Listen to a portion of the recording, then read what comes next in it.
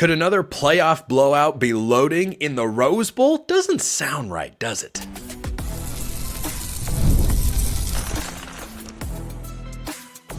You are Locked On Ducks, your daily podcast on the Oregon Ducks. Part of the Locked On Podcast Network, your team every day. Yes, it is that time once again for Locked On Ducks. I'm your host, Spencer McLaughlin. Thank you so much for making this your first listen or your first view of the day. Part of the Locked On Podcast Network, your team every day, and your number one source to stay up to date with the Ducks. The Rose Bowl's on Wednesday. It is that close. Yeah. Just let that one soak in a little bit. What's Oregon's biggest worry on defense? Thoughts on that and the future of the Ducks and the portal and all those good things coming up on today's show. But let's start with this. So I feel as if this game is destined to once again come down to the wire. On the one hand, there are two parts of me. There's the college football fan in me, and there's the Oregon fan in me. The college football fan is sitting there, popcorn ready. I mean, I've got some in the pantry. I might pop it during the game. Yeah, it's great. The Oregon fan in me, can we just get a repeat of Florida State 2015? Because that was a great day. 59-20. 34 points off turnovers. That was a fun day. I don't see that happening here for two reasons. Number one, both of these teams are incredibly talented. You do not have one roster that is measurably better than the other. You don't even have a position group matchup that I feel like one team can dominate throughout the course of the game to the point where they're able to just overwhelm the opponent. For example, when Oregon played Oregon State earlier this year, the offensive line completely and utterly dominated Oregon State. The first half was close, the second half was not. And then you saw Oregon run the ball to the tune of 7.5 yards a carry, and Dillon Gabriel had all day to throw. That was a matchup that Oregon State was not going to be able to overcome or make up for elsewhere. There aren't any of those sorts of matchups in this sort of game. When you talk about weaknesses for Oregon or weaknesses for Ohio State, you're talking about relative weaknesses. And I'm going to talk about one of Oregon's weaknesses later on today's show.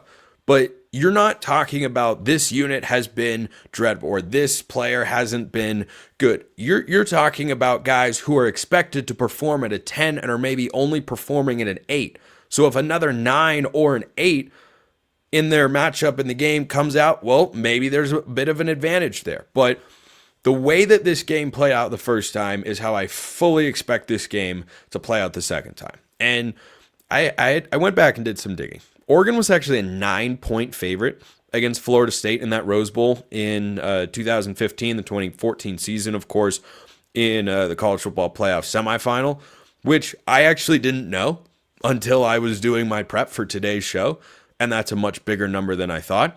Ohio State is favored by 2.5 points. I'm not surprised by that at all.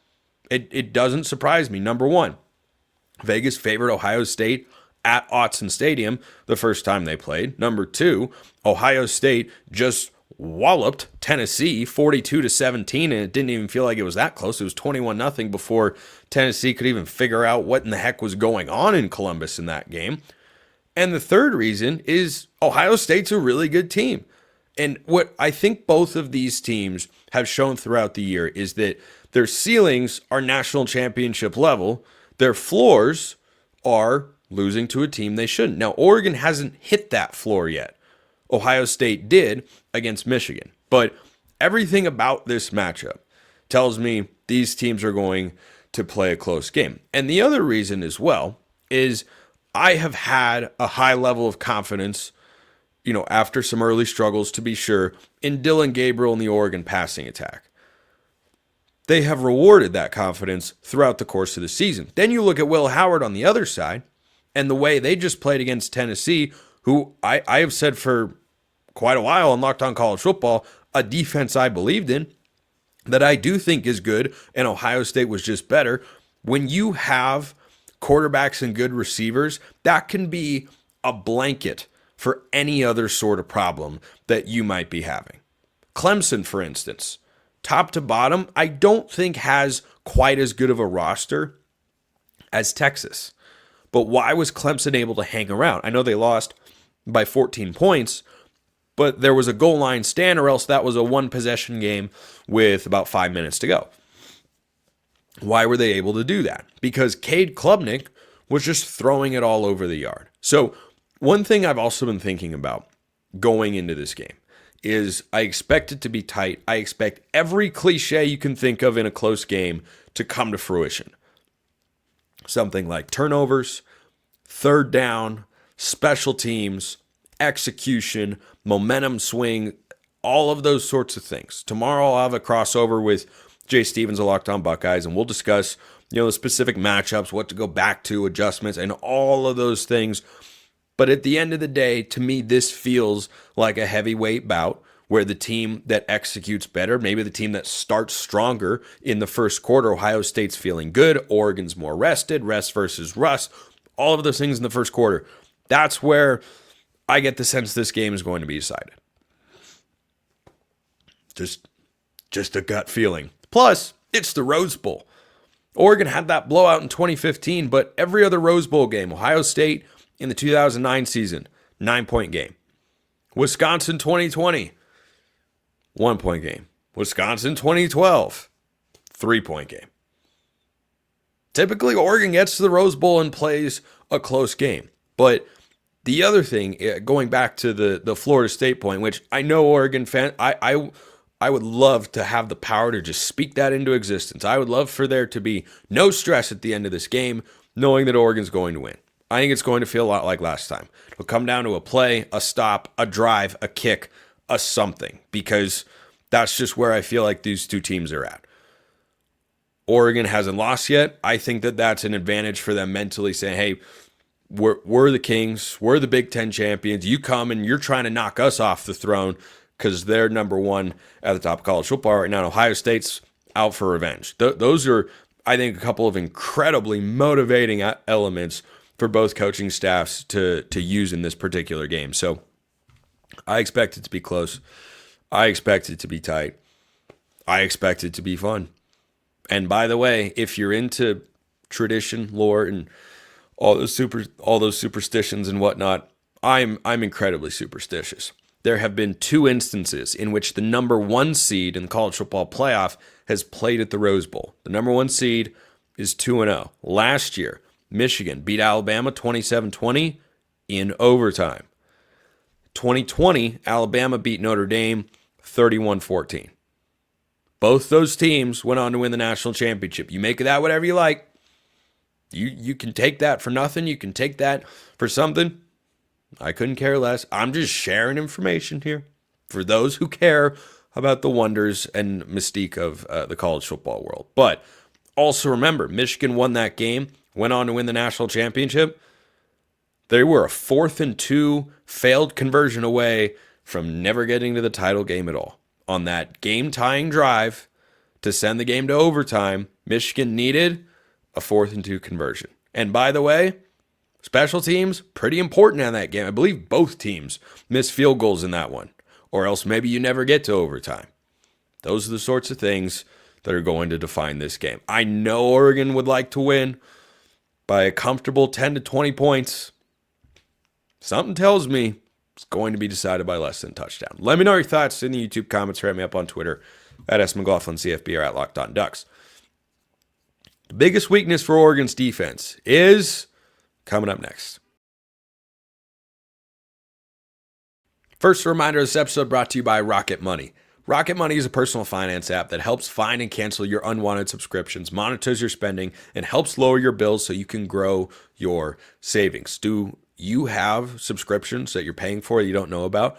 You might not know because you don't know, right? You see how that's coming together? That's where Rocket Money steps in. They're not just a subscription canceling service. They've got everything all in one place, whether it's subscriptions, your spending habits, or even goals you want to hit this year. Rocket Money has over 5 million users and has saved a total of $500 million in canceled subscriptions, saving members up to $740 a year when using all of the app's premium features. What would you do with $740? I'd probably go to Vegas with my buddy. Just have a good time, eat some food, maybe hit the blackjack table a little bit. I don't know what you would do, though. You won't know until you check out Rocket Money. Cancel your unwanted subscriptions and reach your financial goals faster with Rocket Money. Go to rocketmoney.com/lockedon today. That's rocketmoney.com/lockedon. rocketmoney.com/lockedon.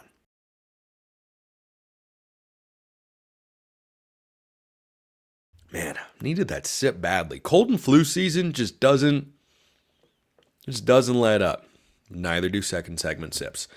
By the way, I know some of you were wondering, I will not be at the Rose Bowl. The good news for you, though, is I will be on this very channel after the game, win or lose. There is no draw because this isn't European soccer, of course.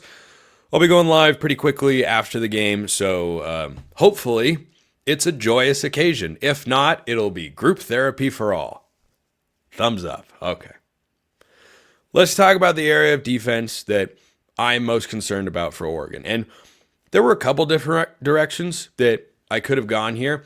I said going back to last week's shows that the most important matchup in this game is Ohio State's offensive line against Oregon's defensive line, because even if the secondary plays a great game, if you give Will Howard a bunch of time, the wide receiving core is too good. Tennessee learned that lesson the hard way, didn't sack Will Howard, and he went crazy. And so did the wide receivers. And if Oregon isn't able to get pressure up front, that's going to be a major issue. Now, if they are able to get pressure up front, then it comes down to how the secondary is able to match up. The biggest area I look at as let me rephrase, because I didn't phrase that very well, and I could have edited that out, but I try to be as honest as I can with you guys, within reason, of course. The biggest area of concern I have on Oregon's defense are Oregon starting safeties in pass coverage. So Kobe Savage and Tyshim Johnson, per Pro Football Focus, have been solid in coverage this year. They've done a pretty solid job. I've also discussed at length throughout the course of this entire season how neither one has been consistently playmaking in a super rangy way. You know, John Boyette, Verone McKinley, guys like that range sideline to sideline, feel like they're always hovering over the top and breaking up passes. Neither one has shown a consistent ability to do that. When you're going up against a receiving core that just had an immense amount of success in more difficult conditions to throw the football than what'll be in place in Pasadena on Wednesday, they were throwing the ball down the field. They weren't just throwing it, they were pushing the ball over the top. Now, Tennessee also trusted their corners so much they left them on islands a lot. I don't expect Oregon's going to do that, even though Nico Reed and Jabbar Muhammad, I thought overall did a good job in the first game, but Will Howard has only had 2 300-plus yard passing games this year. Last game against Tennessee and the first go-around against Oregon. So those receivers, Carnell Tate with Emeka Egbuka and Jeremiah Smith, they're just really, really good. So that's the number one area that if I'm Ohio State, I'm trying to attack. And I think Oregon's defense had a bit of a problem with that last year, going up against Washington, and their offensive coordinator, now my guy with the Seahawks, Ryan Grubb, he was able to exploit that. He was able to consistently get wide receivers matched up on safeties, and that was a mismatch for Oregon. And I think Savage and Johnson have been a little bit better than what Oregon had on the back end last year, but not a ton if you're talking man-to-man coverage situations or trying to defend in the open field. So that's where I think Ohio State is going to continue to try to attack. Is they just had a bunch of success throwing the ball down the field. I'd go right at the safeties if I were Chip Kelly. We'll see if he does, but I think you're going to see those guys get tested a pretty good amount in this game. Now that brings me to this mailbag question that was submitted. You can always submit questions to the show. YouTube comments, Twitter at @McLaughlinCFB or @LockedOnDucks. DMs and mentions are wide open. Some of you find my Instagram. I don't really know how because I don't give it out, but you can shoot me messages in there at Smalls_5. If you want priority access and a bunch of other perks as well, go become a Locked On Ducks Insider. That link in the description below. You can get a free 14-day trial. This from Kenyon Barner 3027. I presume, not the real Kenyon Barner. Hey, you never know. Maybe he's a fan. But Spencer, question for you. I was watching Dan Lanning last season coaching Georgia defense, and they were just amazing. I mean, that was a couple of years ago, but I get your point.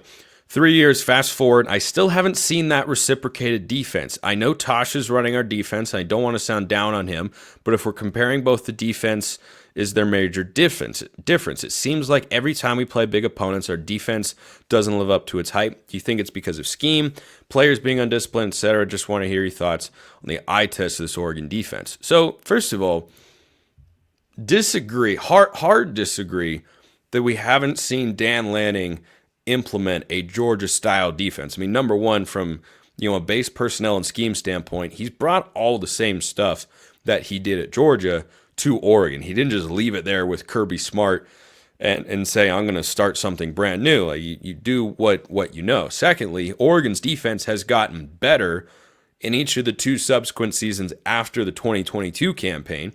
I think part of that is they've upgraded personnel in certain areas, but also coaches like players improve over time. And I think Dan Lanning, Tosh Lupoy have both gotten better over the last couple of seasons on that side of the ball than they were in 2022, which is to be expected. So are we seeing a Georgia-level defense in that, they had a unit that was literally one of the 3 to 5 best in the history of college football? No, we haven't seen that yet. That's a pretty darn high bar. If that was your bar for what is a successful pass the eye test defense, you have a pretty high bar there, friend. So I'd say reassess the expectations here and understand how good Oregon's defense has been this year, how good they were last year, and that when you run into an NFL quarterback and NFL wide receivers, yeah, those guys are just going to be able to make plays. It's like I said earlier, the quarterback receiver tandem is a cure-all. Going into the quarterfinal games, I think Arizona State has a better chance to hang with Texas than Boise State does to hang with Penn State. Why? Both have great running backs, but Sam Leavitt and the Arizona State passing game have been far more impressive to me than Maddox Madsen and the Boise State passing attack. That is just a cure-all for things. Your defense isn't playing well, or your receivers can get you back into the game. Your receivers can also pick up big first downs and help you chew the clock throughout the course of any sort of matchup. So just because Oregon allowed 31 points, and remember, the first 7 points were there because Ohio State got the snap off before the officials could buzz down to review.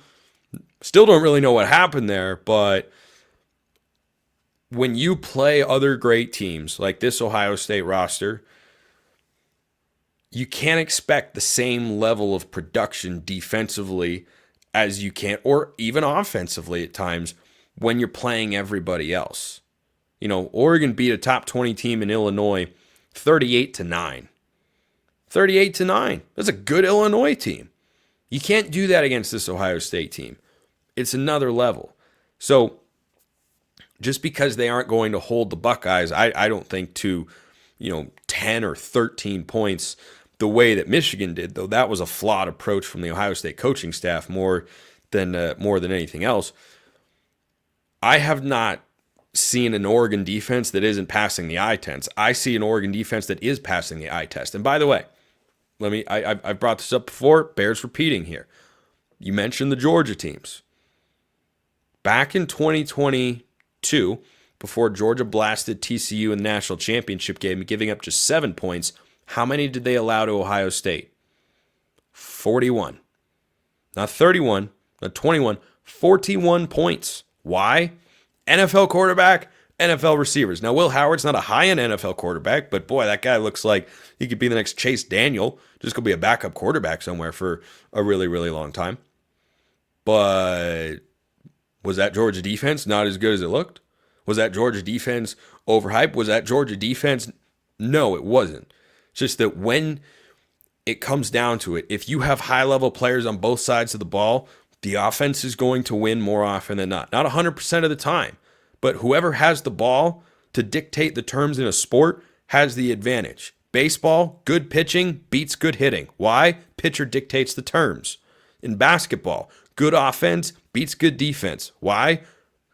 The guy with the ball dictates the terms. You can play as good a defense as you want. Kevin Durant's going to shoot the ball as a 7-footer, essentially, way above his head jumping in the air. You can put your hand in his face. You can be up in his grill. You could foul him a little bit. He's still probably going to hit the shot. That's just how good he is. So I disagree, though it's okay. Disagreement is all right. Not the end of the world. I disagree with the assessment that it hasn't been what we've been looking for. I think the progress has been substantial. And even if they allow more points in this game than you'd maybe like to see or than they normally do, a defense that isn't up to that level doesn't get the stop they need at the end of that Ohio State game. A defense that isn't up to that level allows even more than 30 points and doesn't come up with, say, a stop at the end of the half so that Ohio State can't go down and try to score again. So I hope that answers your question, but I feel good about Oregon's defense across the board. As I mentioned, safeties to me are the biggest weakness in coverage, but everything else, boy, I feel really, really good. How do you feel? You let me know. YouTube comments, Twitter, it's all available. We'll be chatting all week. Before the game, during the game, after the game. What a week it could end up being. Still have a lot to get to. Comments from an Ohio State player that made me laugh. And then just a flurry of subjects to get to. That's all coming up next.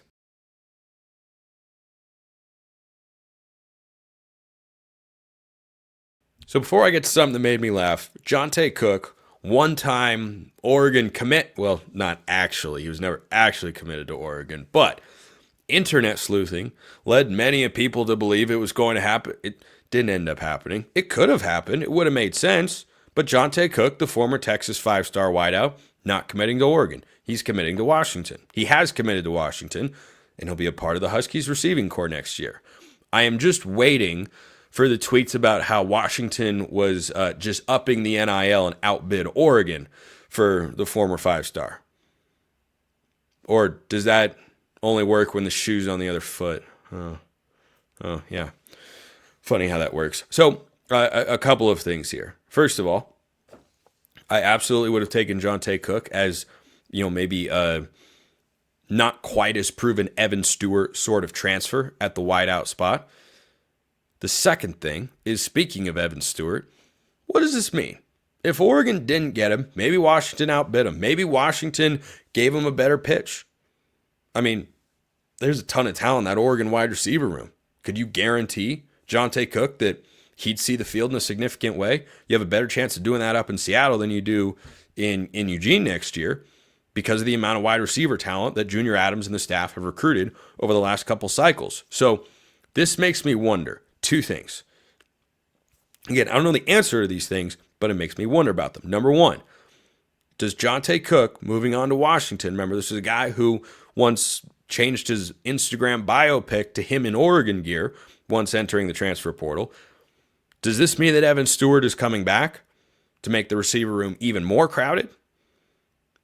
Or does it mean that Oregon has another plan for a transfer wide receiver to come in? Or both? I don't know. But those are the two things that I wonder. So I wanted to start with that. But as I mentioned earlier in the show, there's something that made me laugh. So Jeremiah Smith is an incredible football player. I mean, this guy, every Oregon fan is hoping that DeCorian Moore next year produces the way Jeremiah Smith has this year. You talk about delivering on recruiting hype. Jeremiah Smith is that sort of guy. He's more than just one-handed catches. He is incredibly good, physically ready to go, and he's a physical wide receiver. So he got asked about the late offensive pass interference penalty that may very well have cost Ohio State the game against Oregon back on October 12th. You can't know how it played out, but it's one of the more clear and obvious offensive pass interference calls I have ever seen. He was asked about it. He said, quote, "I think about that call probably every day. It was a crazy call." Oh, man. The DB was holding me. I just cleared his hands. Oh, it was so good. I guess receivers can't be physical in football anymore. That's rich. But DBs could hold 10 yards, 15 yards down the field.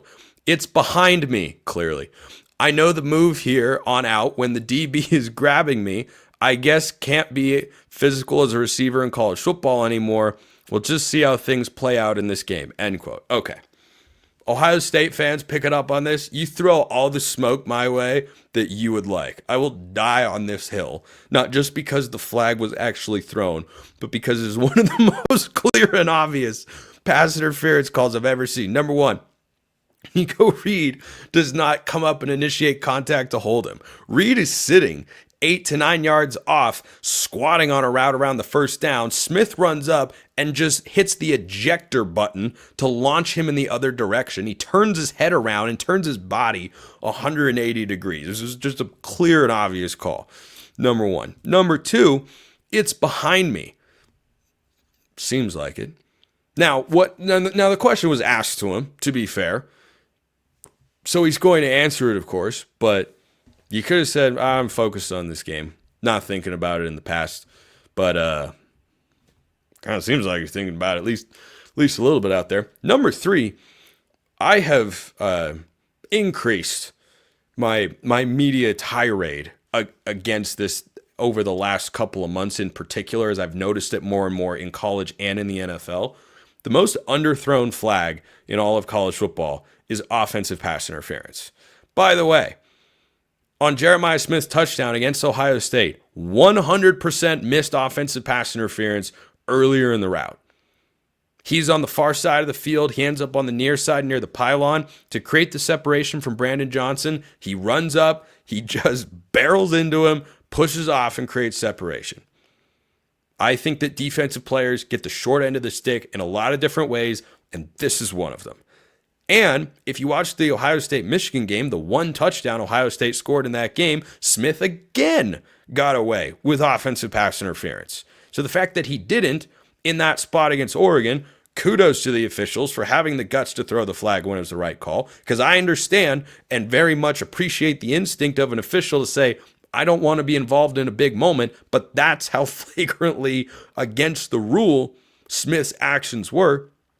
But going into this Ohio State game, this is something I'm 100% going to watch for. He's been this guy all year. And this is not to say it's the only reason he's a great player. It is certainly something that I have consistently seen him do, and it is a matter of whether the officials will call it.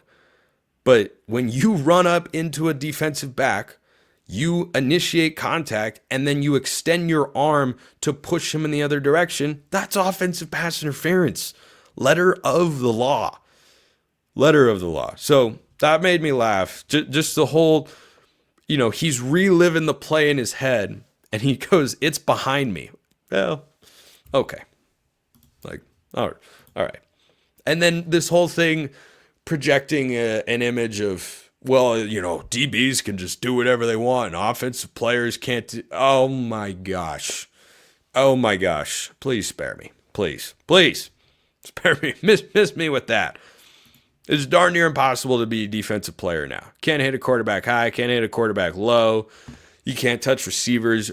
DBs routinely get called for pass interference when the receiver is initiating the contact. So, anyway, end of rant. Curious as to your thoughts. Let me know in the comments below. A couple more things. James and Josh Conerly both were asked about their futures in 2025 and both correctly said that they are not thinking about that. They're focused on the game. I don't know why anyone is asking them this question right now. First of all, that's the only answer you should get.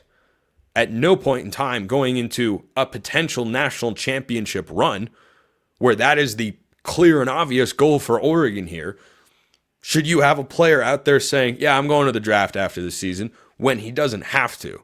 But these players have been media trained and also just have, common sense. Like, frankly, I'm annoyed that somebody asked the question. I don't know who asked it to either of them, but that is not what should be on the top of your mind. After the season, fine. Heck, someone asked it to Bo Nix after the Pac-12 championship game last year. Not an easy question for Bo to have to think about in that moment, but that's a more appropriate time to ask the question. So I object to that. But Josh Conerly, saying, well, he's unsure. Oregon just brought in 2 tackles in the portal. Alex Harkey from Texas State, Isaiah World from Nevada. They are not coming in here to sit. Those 2 guys, I fully expect them to be Oregon starting tackles next year, or at least heavily in the rotation with other offensive tackles they've recruited in the last couple cycles. Janoris Wilson's been the jumbo guy. Kavika Rogers has played tackle in the past during his career. But those two guys, I think they were both brought in because the staff knows Conerly's going to the NFL. But you just don't want to put something out there like that publicly. Jordan James, though, that's a legitimate question. He might not actually know. He might wait until the playoffs and see how he performs and whether that impacts his draft grade. There's currently an Oregon running back who's doing even better than I thought he would in the NFL. It's Bucky Irving. He's over 1,000 yards on the season. If you gave an offensive rookie of the year to a non-quarterback, it would probably be Bucky Irving. And I thought he'd have a role in the NFL. I did not see this coming from him. And I'm stoked to be wrong about that because he looks awesome week in and week out. So that's really great. I really don't have, as I just sit here and ponder, Jordan James in the NFL or Jordan James back, I can see it either way. He's had a great year. Could he have a better one next year? Technically, sure. I don't know. That one feels like a legitimate coin flip to me. But Conerly, no. Conerly's getting way too much buzz. His draft stock is shooting through the roof right now. So I fully expect Conerly to go to the NFL. I'll wrap up with this. Nothing super special. Oregon men's basketball blew out Weber State. Was never close. Remember that time where they started slow against teams they should blow out? Haven't been doing that recently. So Big Ten play now begins with the calendar. Once the calendar flips to 2025, Illinois is up first, so a ranked opponent in Big Ten play right out of the gate. Dana's team is 12-1, guys. So if the Rose Bowl doesn't go, how we're all hoping, you get ready for this to become an Oregon basketball pod real quick. Not actually, but I've been hyping them up all year.